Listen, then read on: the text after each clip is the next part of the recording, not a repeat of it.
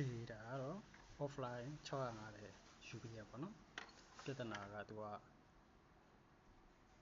MOSFET တစ်လုံးလောင်သွားတယ်လောင်သွားတော့ MOSFET တစ်လုံးလောင်သွားတယ်ဆိုတော့ပြန်စစ်ကမယ်ပေါ့နော်ပြန်စစ်ကမယ်ဆိုတော့ဒီအောက်မှာတော့ IC လေးရှိတယ် IC ကနေပြီးတော့မှသူကဒီ gate ဟိုပါပေါ့နော် gate driver တွေကိုသူကဒီ signal ပို့တယ်ပေါ့နော် signal ပို့မှာဒီ signal နဲ့ဒီ MOSFET တွေကဟိုဖြစ်တာပေါ့နော်မောင်းတာဆိုတော့သူတစ်လုံးလောင်သွားဒီကောင်လောင်သွားတယ်ပေါ့နော်ဒီကောင်လောင်သွားတော့စစ်ကြည့်လိုက်တော့သူဒီ gate resistor တွေ pull down resistor တွေအကုန်လောင်သွားတယ်ပြီးလို့ရှိရင်အဲ့ဒီကောင်တွေကလည်းကျွန်တော်မှာ PC က SMD ကမရှိဘူးပေါ့နော်မရှိတော့ဒါလေးပဲလဲလိုက်တယ်လဲလိုက်ပြီးတော့ပြန်ဆန်းကြည့်တော့လေသူကပြဿနာကဒီ MOSFET တွေကိုသူကsignal မရောက်ဘူးပေါ့နော် signal မရောက်ဘဲနဲ့ဘာရောက်နေလဲဆိုတော့ battery ဘိုးရောက်နေတယ် battery ဘိုးရောက်တော့သူကဒီ saturation mode ဖြစ်နေတာပေါ့နော် saturation mode ဖြစ်ပြီးတော့ဒီကောင်ဒီ always on နေတဲ့အတွက်ကြောင့်ကျန်တဲ့ကောင်တွေwaveform နဲ့ကစားနေတဲ့အချိန်မှာ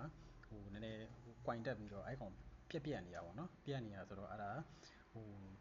ပြန်စစ်ကြည့်ရတာပေါ့လေပြန်စစ်ကြည့်တော့ဒီကောင်ဘာလို့ saturation mode ဖြစ်နေလဲဆိုတာကိုပြန်စစ်ကြည့်မယ်ဆိုတော့ကျွန်တော်တို့ကဒီကောင်ကနေသူ့ရဲ့ဒီ gate driver ပေါ့နော် gate driver transistor တွေကိုတစ်ချက်စစ်ကြည့်တယ်ပုံမှန်ပဲအဲ့တော့ဒီ transistor တွေကို signal ပို့တဲ့ဒီအောက်မှာဒီ IC တစ်ခုရှိတယ်ပေါ့နော် P201 IC ရှိတယ်အဲ့ဒီ P201 IC ကနေပြီးတော့မှဒီကောင်ကို connection စမ်းကြည့်တဲ့အခါကျတော့ connection ကမရှိဘူးအဲ့တော့သိကြပြီဒီကောင်ဟိုပါပေါ့နော်ဒီ IC ကနေတော့မှဒီကို signal မပို့နိုင်ဘူးပေါ့နော်အဲ့တော့ကျွန်တော်ကကြားထဲကဒီလမ်းကြောင်းလေးတွေကိုပြန်လိုက်တဲ့အခါကျတော့ကတိကသက်ဒီမှာအဲ့ဒီရဲ့ဒီ circuit ပတ်လမ်းလေးကတိတိလေးတောကြထိုးတန်တစ်ထောက်စာလေးပြတ်နေတာပေါ့နော်ပြတ်နေတာတိကျ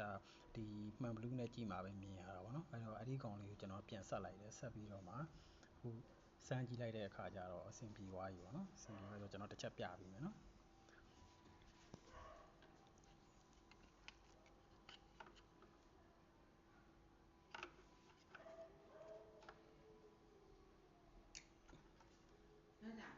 โอเคဒါဆိုရင် on လာပြီเนาะ on လာပြီဆိုတော့ကောင်းသွားပြီ output တွေပါလေအကုန်ထွက်သွားပြီเนาะ